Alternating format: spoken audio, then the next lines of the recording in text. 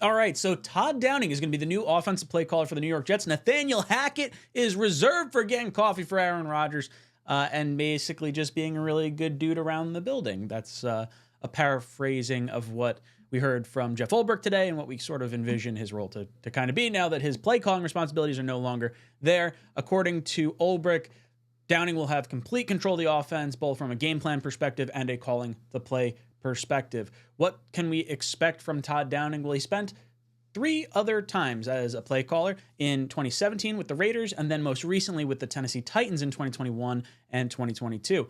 Those are the 2 years we're probably going to focus a little bit more on here. As far as his red zone offense goes, he was 6th in 2021 and 8th in 2022. It does help to have a Derrick Henry running back in the backfield, but Braylon Allen is baby Derrick Henry, maybe, hopefully, and that'll help us comparatively to where Hackett has us right now.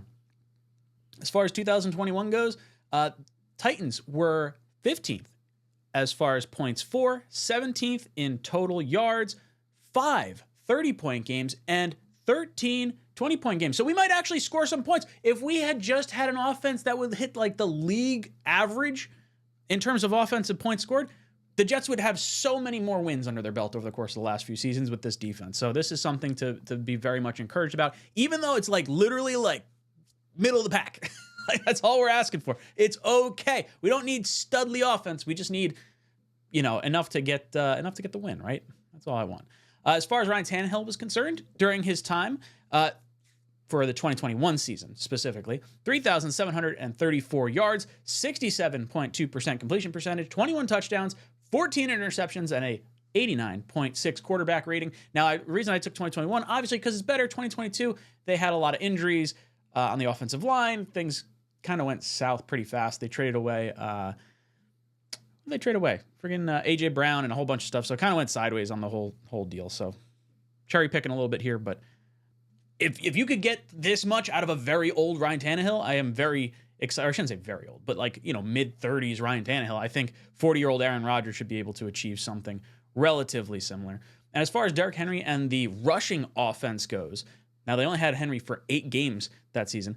551 rush attempts, that was first in the NFL. 2,404 yards, that was 5th in the NFL. At touchdowns, 23 touchdowns, that's 3rd in the NFL. And 4.4 yards a carry, that is good enough to be 14th.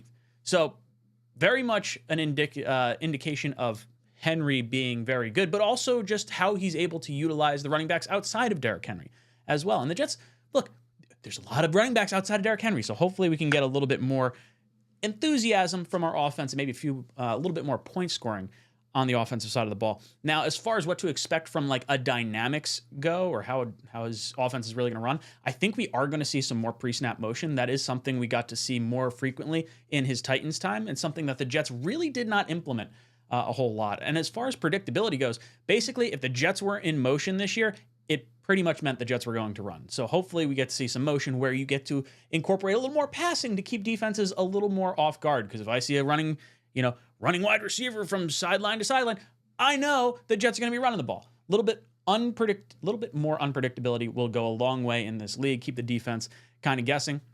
And then I also expect to see less 2 tight end sets, especially with the blocking that we saw from the past game with Ruckert and Bates not looking too good. We have enough weapons at the wide receiver position and at the running back position. I would like to see more heavy sets with the running backs, both Breece and Allen on the field at the same time. And then you have 2 or 3 wide receiver sets. I understand flexing Conklin in there occasionally, but I don't think there's any reason to be running 2 tight end sets when you don't really, doesn't feel like you have the personnel the way they've played early on in this season. So guys, I want to hear from you. What do you think of Todd Downing calling the plays? Are you very excited? Are you kind of bummed or whatever? Is this just rearranging chairs on the Titanic? Is this really a big deal?